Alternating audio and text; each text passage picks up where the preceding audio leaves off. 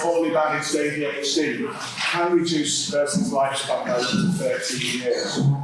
And that startling statistic from a man I revere and have been privileged to work with is quite startling. It is quite impactful. 13 years of someone's life if their ADHD is not treated. I'm working in Colorado 18 months ago with some incredible scientists. The recognition is that those 13 years don't go to impulsivity, hyperactivity, and inattention. They go to things like heart disease, they go to things like, as we heard, diabetes. Those years are lost to the ADHD below the neck.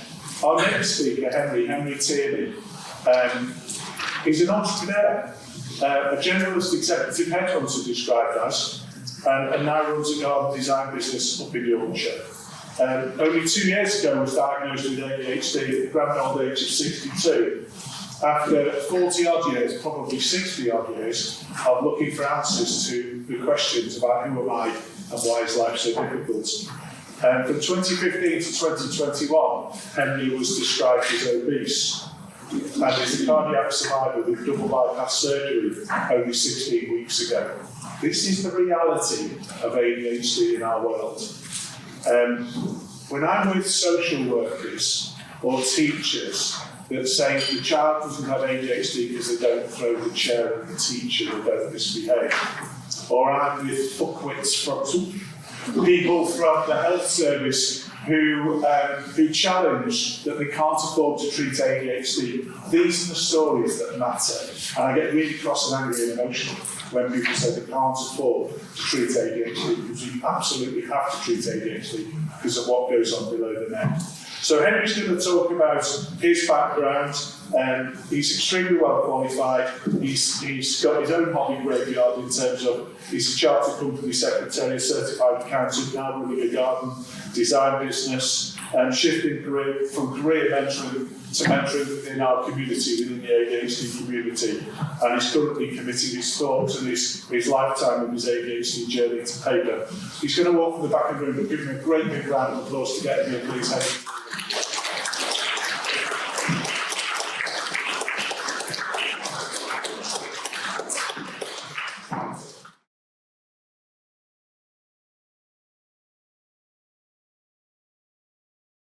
Good morning. The last time I demi-run this speech, it took me 17 minutes. So can somebody wait for me if I'm going too fast? Because of being Irish, I probably rattle along. So this is my first speech in public as well, so I'm going to probably read more so than look at you. So the time lacking, I'm going to crack on. So you think having a heart attack and being an ADHD person is a bad thing? You wouldn't wish it on anybody. On the day it happened to me, it was very scary, and there was the possibility of my life ending. I didn't realise that it was a blessing in disguise, and the universe had opened an opportunity for me here.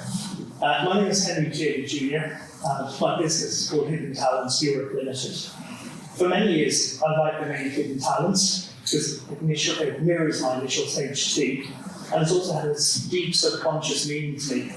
I sensed owning the company and the domain name offered me a protected space to deposit my unshaped dreams, where I could hold off exploring what was stopping me until I was ready.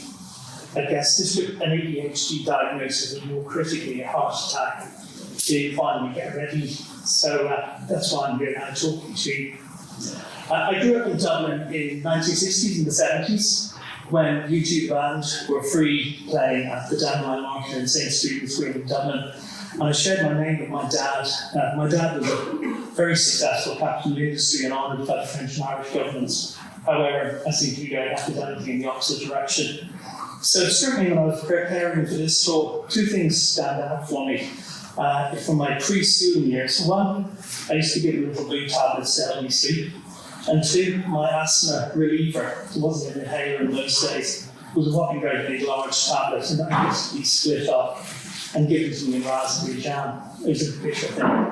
I'm convinced that this raspberry jam experience had a defining impact on my health, with the subconscious message being that relief came in the form of something sugary. My junior schooling and teenage years were mainly concerned with navigating my dyslexic education challenges and not getting names and put into detention, but really overriding it all, and probably coming from a place of confusion, is the disruption that my own diagnosis caused me academically and then more so my professional career. Well, I guess it's hard to say as well that I'm pretty much addicted to sugar. I guess that's common with us all. And it's my main mood stabilizer. I recently realised that all of my teeth, molar teeth, have been filled, and many of them have been refilled through my childhood years. So I think sugar is the best explanation for my heart disease. So at the age of 16, I've been seeking explanations to my academic and subsequent work challenges. In 2012, I became aware of Andrew Milner, and I'd gone to Addis, and I was lucky, like a few people here, to have gone to the 2013 conference, which was truly amazing. It was really inspiring. I met lots of people, did lots of great international speakers, and a welcoming community. After that, I sought an ADHD diagnosis from one of the leading psychiatrists who were actually talking at that conference. And at last he turned me down. He said, no, I didn't have ADHD because I'd come with a folder with all my notes. And he said to me, after 3.5 hours, who could tell your folder? And I said, I did. He said, I'll kill you, have ADHD. So after that, my GP jumped in and said, maybe you want to consider whether you got bipolar. So I spent 2 years in York joining a bipolar support group, which I have to say was really harrowing. And I changed life, but I wasn't bipolar. So beginning at the age of 62, as was mentioned a few years ago, I was looking to expand our business offering, and I was keen to launch a coaching business. So I felt that I had a few breakthroughs and was ready to go for it, but this was my reason for going for an ADHD diagnosis, which I finally cleared the hurdles. I guess my plan is to work till I'm 80 years of age, which sounds very strange. Well, I'll tell you my work bit, you probably understand. I don't have great pension provision, and that was due to the erratic temporary nature of my work. But I guess the other motivator in getting ADHD diagnosis was to get some medical stimulants to help me stabilise some of those erratic work patterns. And I guess in the process of getting my 2023 diagnosis, my psychiatrist probably asked a few other people as well, but he sort of asked me about my cocaine and heroin use and other recreational drugs, which I was a bit shocked. He also wanted to know about my sugar and alcohol and cigarette usage. To all of them, I didn't use any of them, but he never asked actually about sugar, and he never asked about chocolate, things like that, which I consumed every day. Between 2015 and 2020, I lost focus on my health. I wasn't fit and not active, and I wasn't working on a garden business. Spent 2 years working on my dyslexic daughter, and during that time I got obese. I don't know what changed to turn it around, but having a lively dog and a personal trainer was certainly the things that helped me lose 2 stone. But unfortunately, the 2nd of October, that was probably about 3 days before the 2nd of October, after returning from holidays, I had a heart attack whilst working in one of our clients' gardens. I wasn't overweight, really. I was on a BMI of 26.3. I stopped drinking. I was walking about 30 to 55,000 steps a day when working. I had this personal trainer, so that personal trainer was to help counteract any of the excess of digging. But comfort eating has been my main issue. I also took Alvan 70, which my family sort of noticed the impact or the subtle effect Alvan's had on me. I couldn't see it at all. I don't think Alvan's was a contributor to my heart attack. We can talk about that a bit. It probably, I think it was, it's something that I've now let go. I'm no longer taking Alvan's because I'm taking 9 other heart tablets a day. So I guess the other explanations maybe for my heart attack might be work and stress. So I guess if sugar is my bête noire, the lack of clarity, lack of certainty, not having a consistent daily structure, and not poor planning, which the classic ADHD things are definitely my work demons. I guess you throw in a few limiting beliefs. A cardiologist who I met on my journey recently, a guy called Professor Rob Kelly, wrote in a book called The Heart Book.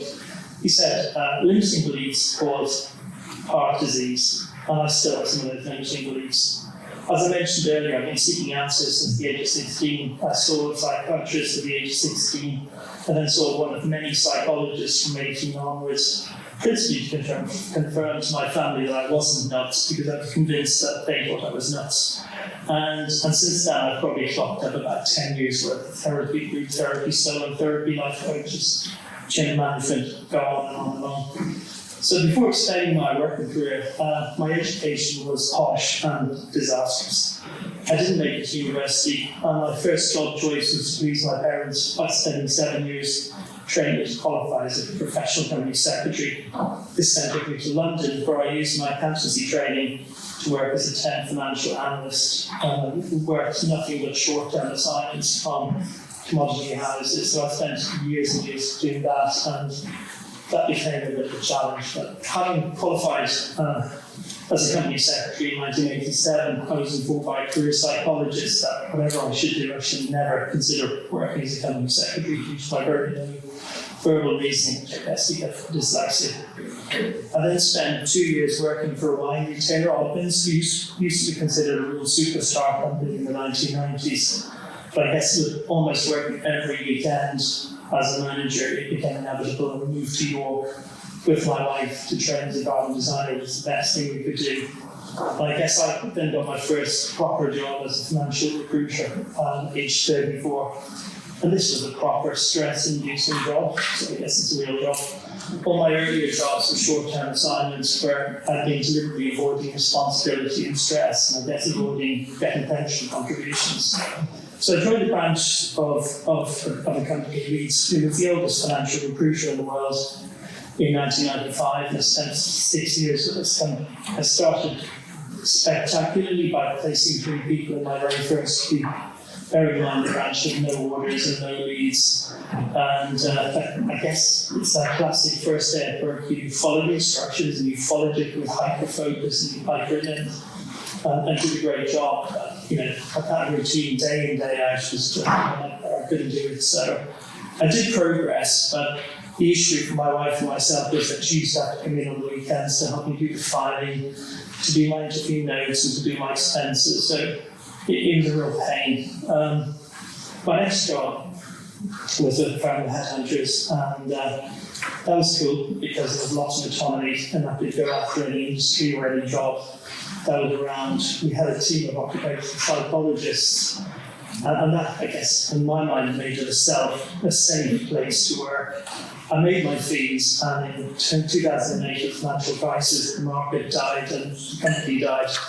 I guess ironically, with all those psychologists, they didn't seem to suspect my ADHD traits. So I guess it probably shows in the early 2000s how underdiagnosed ADHD was. I guess the last hardship, if that's the right word, from this job was for a colleague of mine and myself to spend hundreds of hours giving career advice, principally with excellent cappuccinos from Malmaison to hundreds of candidates. It was not too bad. I had 2 go-to books that I used to use. One was What Colours Your Cover Sheet, the old version, and that was for career advice. And then for anyone who made lots and lots of money, I thought you should consider portfolio work or portfolio career. And that was Rich Dad, Poor Dad. And from that, in my mind, I started building a rental property portfolio because that seemed like a good idea to do for all the advice I gave. But the horror of it all was that it's the usual location. I now know not to buy in Durham and Darlington, sadly. And in 11 years, I bought 2 houses. Sorry, in 2 years, I bought 11 houses, and it took me 8 years to sell them and to manage the losses. And I put that down to the classic sort of ADHD, the run out and buy something without really knowing the true facts. But the best, one of my achievements was getting rid of all those bloody houses because the interest rate spent up 13 times, and that would have annihilated me. So I also had an opportunity to build, to invest into a glamping business, which had great hopes that it might become the centre park of glamping in the UK, and I launched a restaurant coaching business.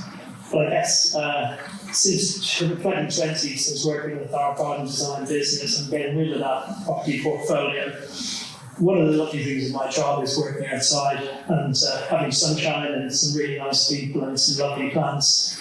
So it was a great way to manage my ADHD without taking meds. I think the most stressful days are employed. And I think it's genetics that was the second cause for my heart attack. I've been blissfully unaware that my dad and my mum's two brothers had died of heart attacks, and she had some angina. Now you might want to know, why would you know about your uncle? That's one of the problems about when you're celebrating. You hear about your uncle, something or other dies in this country, never analysed why. So I guess you want to probably know a little bit about my heart attack. So back to the heart attack. Having had my left main stem artery expanded and ballooned, which is a standard technique called angioplasty, after the day after my heart attack, it was noted that the left lower ventricle was working at 40%. And that's just in the marginal line between moderate and becoming bad, and normal working hearts are between 55 and 65%. I think also when I read back, my notes also said that I was a poor prospect for surgery, which is quite scary.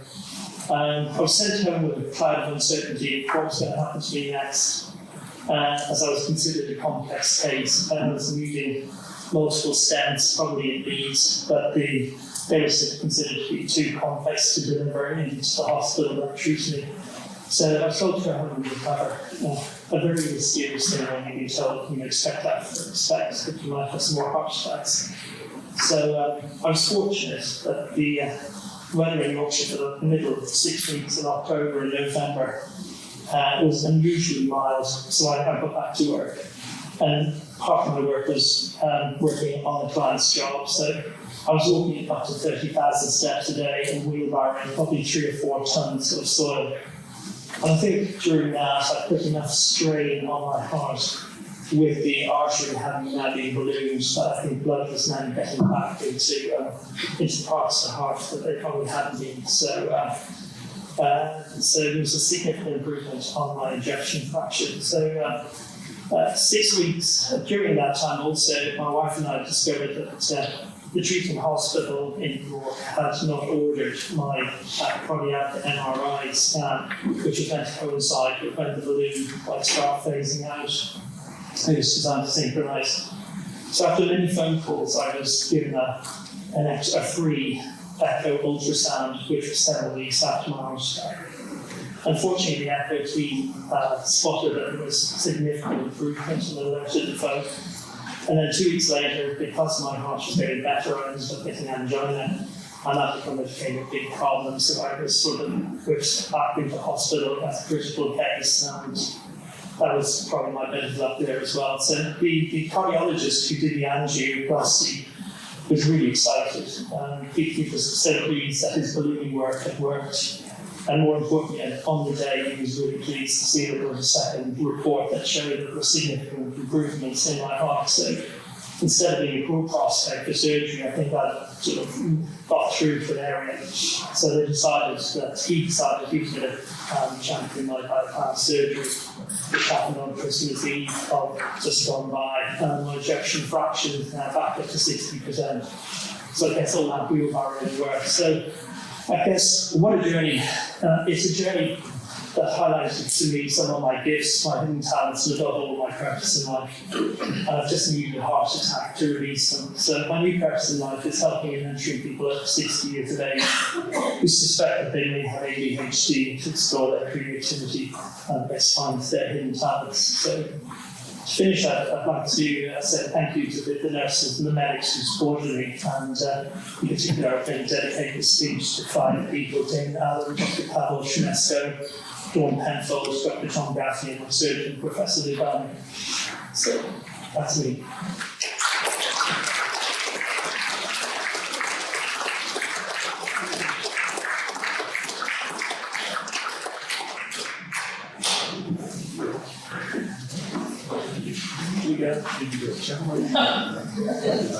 You just take care of it, I understand. Oh, you sit in this panel. I've we're going to go to coffee. Okay. To keep the timetable moving, if you want to have a conversation with any of those three guys that have exposed their lives and their traumas and their difficulties to you, please do, because there's an affirmation in talking to people about what they've gone through and their success. There's a validation of the journey that people have been through when they have the opportunity to talk about it. We find that clinically every single day. When you're with your peers, when you're with your tribe, there is no better place to be, no matter what struggle you've been through.